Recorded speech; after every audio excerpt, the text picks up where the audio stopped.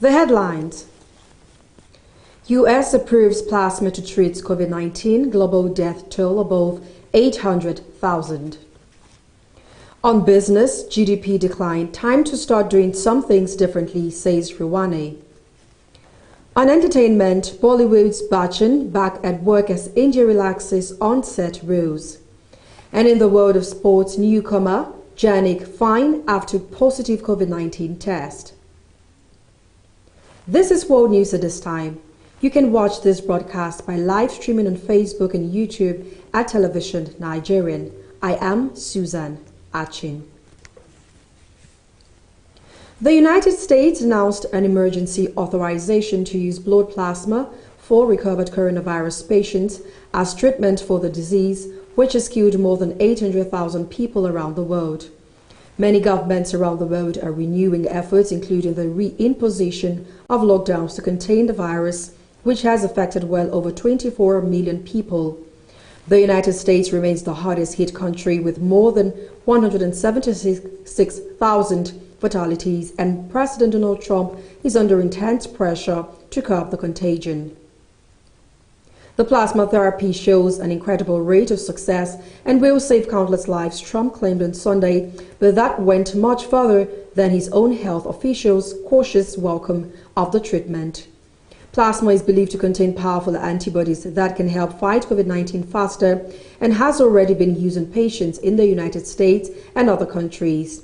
But the extent of its effectiveness is still being debated by experts, and some warned it could carry side effects.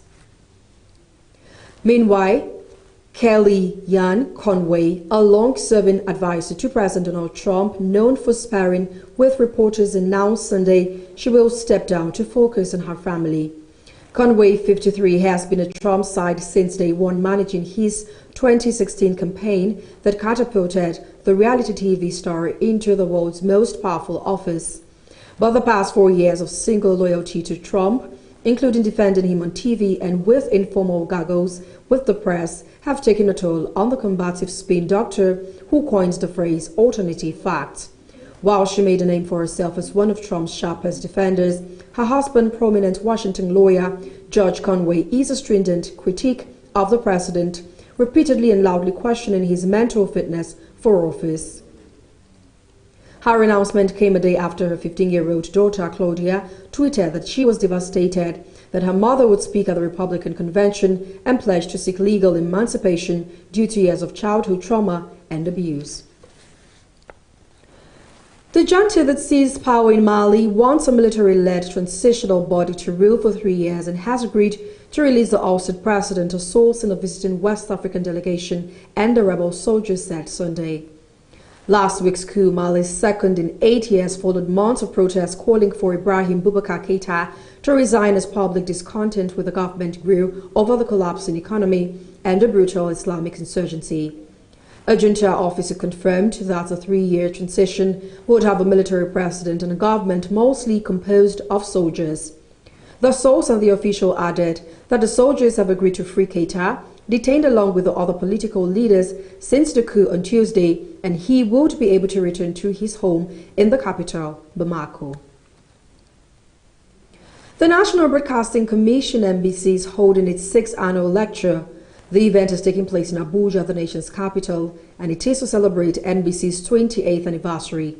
In attendance is the Minister of Information and Culture, Lai Mohammed, Acting Director General of NBC, Professor Armstrong Idachaba, among other stakeholders in the nation's broadcasting industry. And now moving on to the business world, notable economist and advisor to the federal government, Bismarck Ruwane, on Monday said the latest Nigeria Bureau of Statistics report on the economy should push the country to start doing some things differently. Nigeria's gross domestic products decreased by 6% in real terms in the second quarter of 2020, the NBS said Monday morning. According to Ruwane, the decline was surprising and concerning, but not alarming at this point in time. He pointed out that the federal government's stimulus plan for the economy was inadequate to cover for the shortfall recorded by the NBS.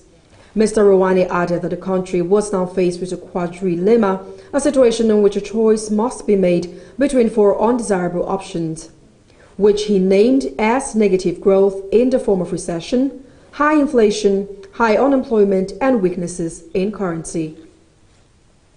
And on the entertainment scene, Bollywood megastar Amitabh Bachchan is back at work filming India's version of Who Wants to Be a Millionaire. Following a bout of COVID-19, while authorities eased coronavirus curbs on movie and TV shoots, blanket ban on studio activity in March dealt a huge blow to Indian cinema and TV industries, hitting not just Bollywood, the world's most prolific film factory, but also regional movie-making hubs and productions for television and streaming platforms. In June, shooting was allowed again, but with strict rules, including a ban on actors and crew aged over 65, including Bachchan 77, until a court overturned that earlier this month. Late Sunday, the government eased regulations, but still insisted that common facilities be regularly sanitized, masks worn, and social distancing followed as far as possible. Now, sports. Barcelona midfielder Miralem Pjanic, who joined from Italian champions Juventus this summer, said on Sunday that he is fine after his new club revealed he had tested positive for coronavirus. Barca had announced earlier on Sunday that Pjanic had tested positive after feeling a little unwell, adding that he was in good health and self-isolating at home. Pjanic will not be traveling to Barcelona for 15 days when he will be expected to report for duty with the FC Barcelona team, Barca's statement said.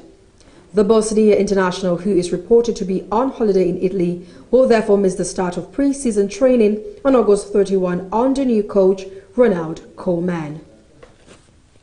That was World News on Television Nigerian. I am Susan Achin. Thanks for watching and stay safe.